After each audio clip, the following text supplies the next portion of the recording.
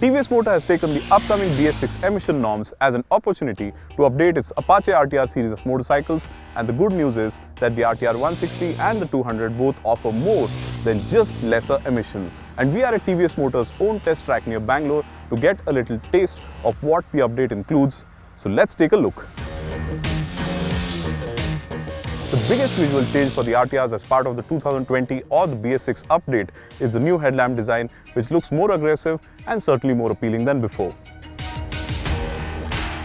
As is the case with most new generation motorcycles, the RTRs have now been equipped with full LED headlights, while the pilot lights on top have gotten bigger in size for a more prominent appearance.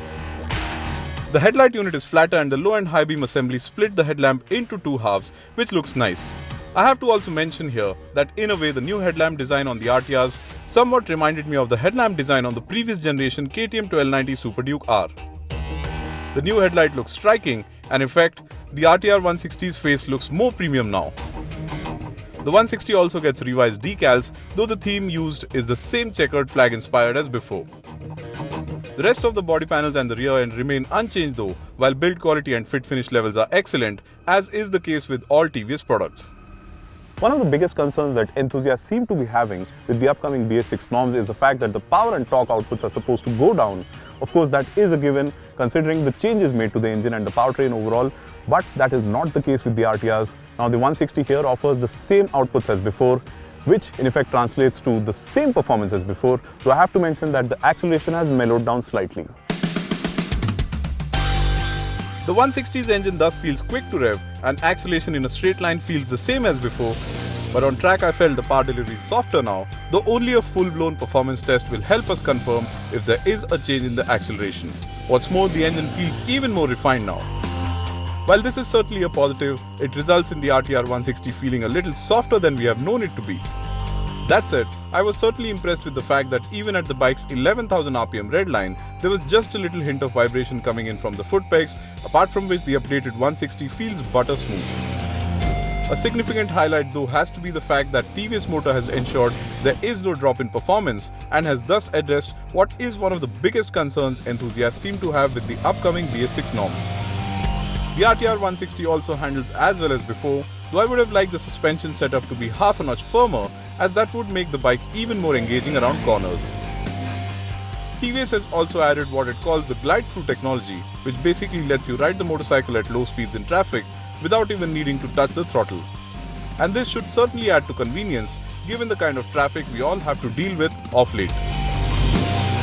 On the styling front, the RTR 200 gets the same set of changes as the 160, which means you get the same more aggressive looking headlamp, and I think the headlight design goes better with the more aggressive character of the 200 because this is certainly the more performance oriented machine of the two. And with that said, I have to also mention that I really like the paint scheme on this one more, especially with the red highlighting all over the motorcycle, which TVS Motor likes to call the tribal art. The RTR 200 was launched back in 2016, and the design changes to the motorcycle as part of the BS6 update make it look a lot fresher now. The new headlight makes for a more aggressive looking face for the motorcycle, while the red highlighting looks particularly arresting on the black paint. The split seat and two-piece handlebars on the RTR 200 also add to its more premium appearance, as do the rear view mirrors thanks to their revised design.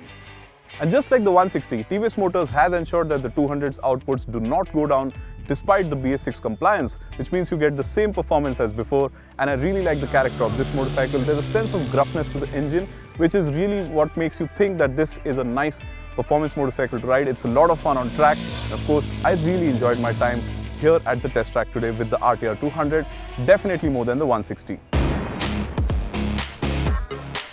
Needless to mention, the RTR 200's higher outputs of 20.5 PS and 16.8 Newton meters as compared to the 160 make it a more exciting motorcycle.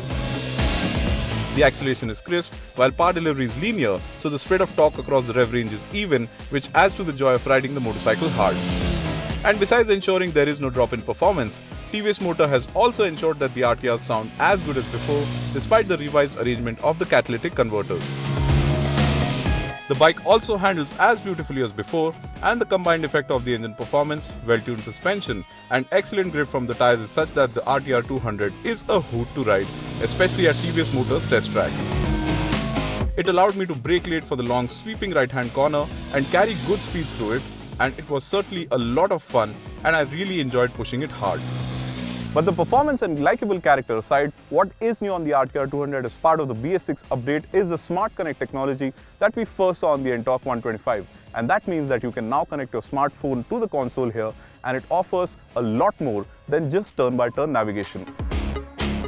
Turn-by-turn navigation is certainly a highlight of the TVS Motor Smart Connect app, but apart from that, you can also check your lean angles, courtesy your phone's gyro, get call and SMS notifications, statistics of each ride, roadside assistance, a high-speed alert for the maximum speed achieved, and more importantly, send out alerts to emergency numbers via the app in the event of a crash, and this is pretty cool, especially for a 200cc motorcycle.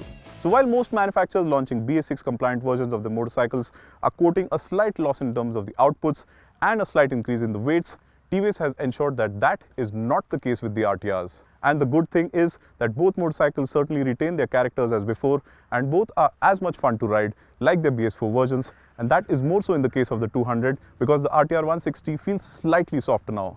And in keeping with the changes made to both the motorcycles, both these machines command a premium of about 7,000 to 8,000 rupees over the outgoing versions, but that is something which cannot be avoided. But the good news, or rather the biggest news as I mentioned before, is the fact that both these motorcycles now offer more than just lesser emissions.